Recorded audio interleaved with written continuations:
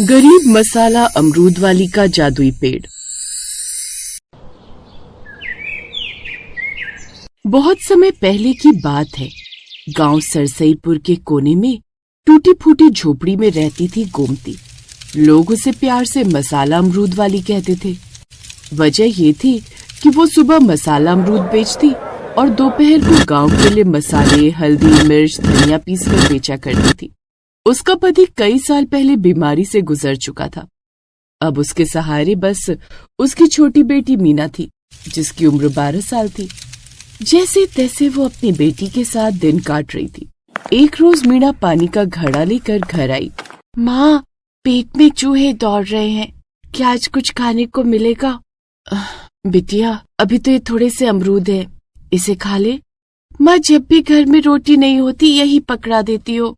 अब अमरूद से पेट थोड़ी ना भरता है, उसके लिए तो अनाज ही चाहिए ना। बेटी, अभी तो मैं बाजार जा रही हूँ, अगर बाजार में अमरूद अच्छे दाम में बिक जाए तो रोटी बना दूंगी। अपनी गरीब माँ की लाचारी देख मीना बोली, अच्छा ठीक है माँ, कोई बात नहीं, मैं यही कुछ रखे अमरूद खा लूंगी, आप आराम से काम पर जाओ। गोमती अब ताजा अमरूद लेकर बाजार की ओर चल पड़ी। अरे गोमती बहन, कब तक ये अमरूद बेचकर घर चलाओगी? बहन, अब तो यही मेरा सहारा है, थोड़ी सी कमाई हो जाती है इनसे, और क्या। गोमती की यही जिंदगी थी। गोमती बाजार पहुंची और एक पटरी किनारे बैठ गई। अमरूद ले लो, मसाला अमरूद, सिर्फ 10 रुपए, सिर्फ 10 रुपए। ग्राहक आते और अमरूद देखकर चले जाते, और कुछ आते तो वो 10 की जगह 5 रुपए ही दाम देते। लेकिन साहब, इन 5 रुपए से मेरा घर कैसे चलेगा? तेरा घर चलाने की जिम्मेदारी मैंने ले रखी है क्या? जैसा अमरूद है ना, उसके तो यही दाम मिलेंगे। बेचारी गोमती कुछ भी बोनी ना होने से थोड़ी सी बोनी होता देखकर ही खुश थी। अब वो दिन भर में 20 रुपए ही कमा पाती है, जिसके बाद थकी हारी टोकरी लेकर घर आ जाती है। माँ, आ गई तुम? मैं कब से तुम्हारी राह देख रही थी। मेरी बच्ची को भूख लगी होगी ना, मैं अभी खाना बना देती हूँ। अब वो उन 20 रुपए से थोड़ा सा आटा लेकर आई, जिससे उसने खाना बनाया। खाना खाकर दोनों सोने ही लगी कि तभी एक गांव की औरत आ गई। अरे गोमती बहन, ये मेरी बहन ने सूखी मिर्च भेजी है, अगर तुम इसे पीस दो तो मुझे सुबह ही चाहिए थी। अच्छा ठीक है। अब गोमती उस सूखी मिर्च को पीसने लगती है, जिससे उसे काफी सारी छींकें भी आती हैं। माँ देखो तो तुम्हें कितनी मिर्च लग रही है, तुम ये काम छोड़ क्यों नहीं देती? बेटी, घर में 2 पैसे आ जाएंगे तो इसमें क्या बुराई है, तू सो जा, मुझे देर हो जाएगी। अगले दिन गोमती फिर अमरूद लेकर उन्हें बेचने जा रही थी, तो रास्ते में उसे एक बुजुर्ग साधु मिले।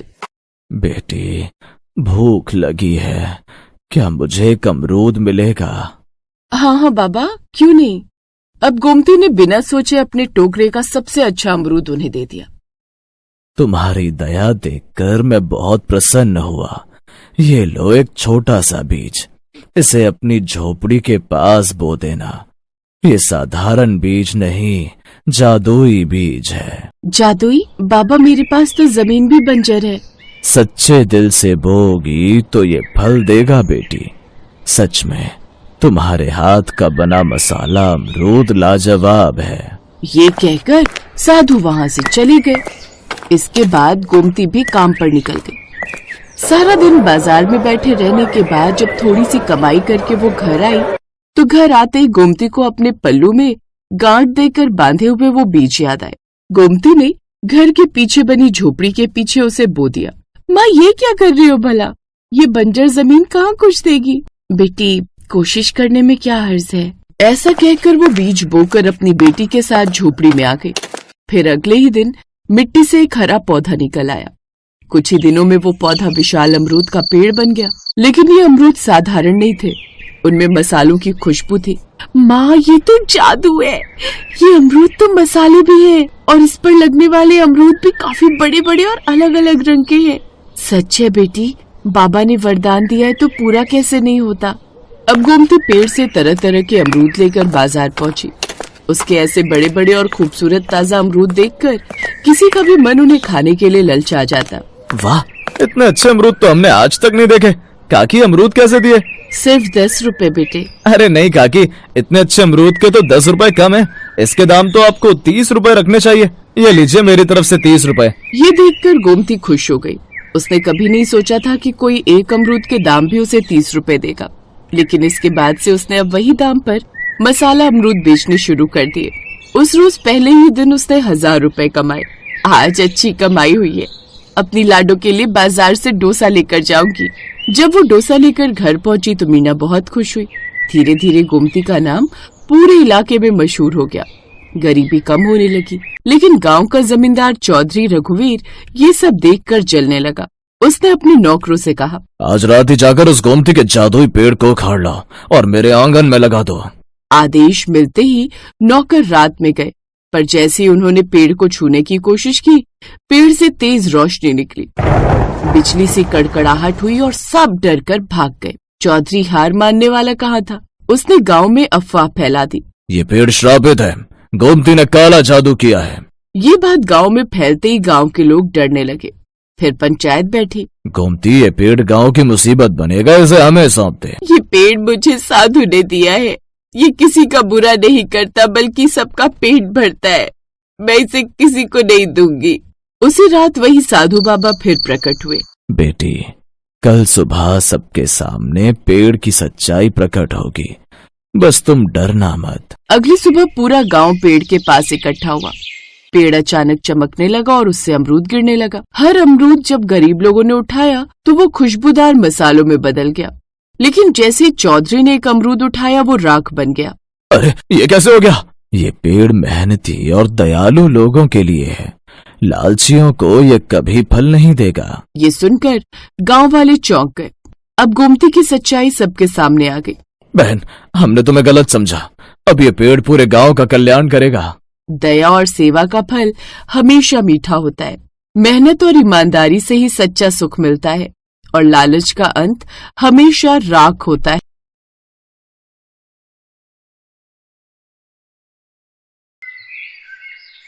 टनकपुर गांव में जानकी नाम की एक बूढ़ी औरत फूस की झोपड़ी में अकेले ही रहती थी।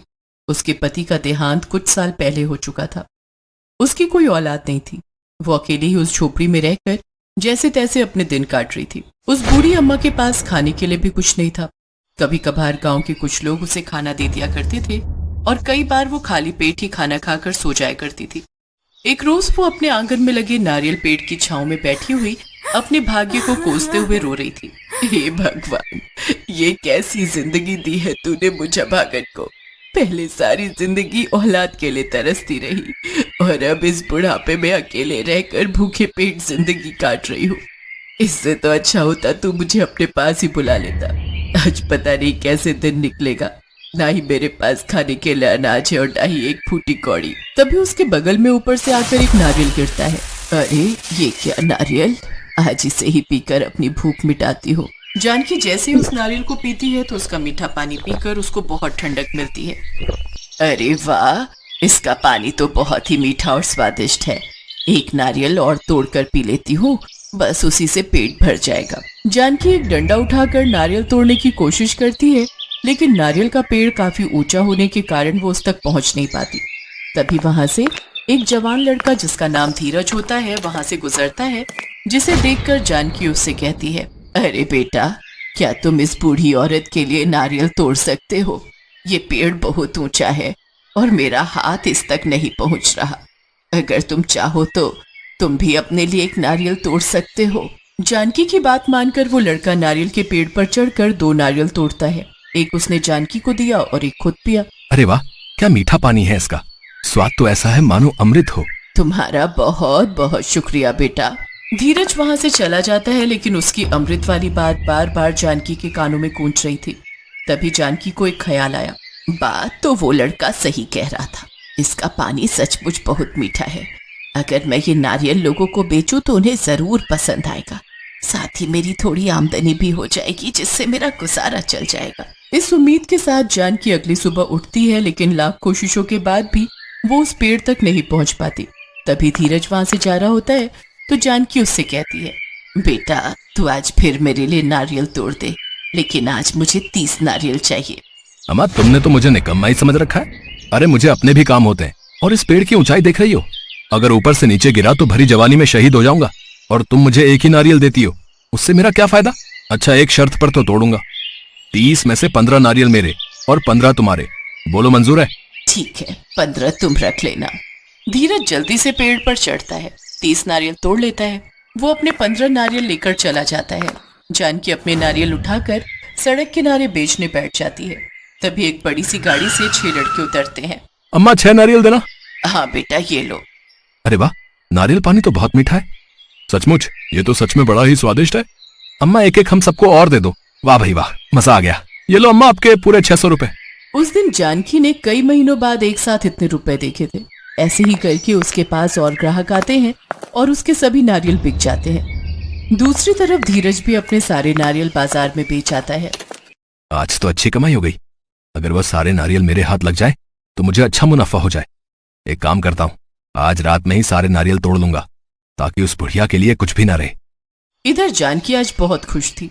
आज उसने कई दिनों बाद भरपेट खाना जो खाया था। अगर ये नारियल का पेड़ ना होता तो आज भी मुझे भूखे पेट ही सोना पड़ता। जानकी भरपेट खाना खाकर सो जाती है। तभी धीरज आधी रात को उस नारियल के पेड़ के पास पहुंचता है। अरे हमने तो कल कितने सारे नारियल तोड़ लिए थे, लेकिन आज ये फिर उतने ही हो गए। धीरज मन में लालच लिए जैसे ही उस पेड़ पर चढ़ता है, लेकिन उस पेड़ पर चढ़े उसे काफी देर हो गई, लेकिन वो ऊपर जा ही नहीं पा रहा था। आखिर ये हो क्या रहा है? मैं जितना ऊपर चढ़ने की कोशिश करता हूँ उतना ही नीचे आ जाता हूँ। तभी वो पेड़ से नीचे गिर जाता है। नीचे गिरने के बाद वो पास में रखा एक बड़ा सा डंडा उठाता है और उससे नारियल तोड़ता है। कुछ ही देर में वो ढेर सारे नारियल तोड़कर बोरी में भर लेता है और उन्हें घर लेकर जाता है। अब मैं इन सब नारियलों को कल बाजार में बेच दूंगा और खूब पैसे कमाऊंगा। इतना कहकर वो सो जाता है। अगले दिन सुबह जब जानकी सोकर उठती है तो वो देखती है कि नारियल पेड़ के नीचे ढेर सारे नारियल रखे हुए थे। हे भगवान, इतने सारे नारियल! लगता है कल रात तेज आंधी आई जिसमें ये सारे नारियल टूटकर नीचे गिर गए। जब वो ऊपर पेड़ की तरफ देखती है तो हैरान रह जाती है। ये पेड़ तो कोई जादुई पेड़ की तरह है। इतने सारे नारियल हमने कल तोड़े, कितने ही आज जमीन पर पड़े हैं, लेकिन फिर भी ये पेड़ नारियल से पूरा भरा पड़ा है। वो उसमें से एक नारियल उठाकर पीती है और बाकी नारियलों को सड़क किनारे बैठकर बेचने लगती है। उधर धीरज सोकर उठकर जब वो बोरी खोलकर देखता है तो उसमें ढेर सारे बड़े बड़े पत्थर होते हैं। उसे अपनी गलती का एहसास हो जाता है और वो जानकी के पास जाकर कहता है, अम्मा मुझे माफ कर दो, अब से मैं तुम्हारे लिए रोज नारियल तोड़ दिया करूंगा। अब उसकी जरूरत नहीं पड़ेगी बेटा। कल रात तेज आंधी आई थी तो कई सारे नारियल नीचे गिर गए थे। अब तो कुछ दिन तक मैं इन्हें ही बेचूंगी। धीरज वहां खड़ा उस पेड़ की तरफ देखता है जिसमें अभी भी ढेरों नारियल लगे हुए थे। उसे समझते देर नहीं लगती कि ये कोई जादुई पेड़ है और जो भी बुरी नीयत से इन्हें लेने की कोशिश करेगा उसके साथ वही होगा जैसा उसके साथ हुआ। धीरज जानकी के आगे हाथ जोड़कर बिना कुछ कहे चुपचाप वहां से चला जाता है। जानकी अब उन नारियलों को बेचकर खूब पैसा कमाती और अपनी सभी जरूरतें पूरी करती। साथ ही गरीब लोगों को भी पैसे देकर उनकी मदद करती।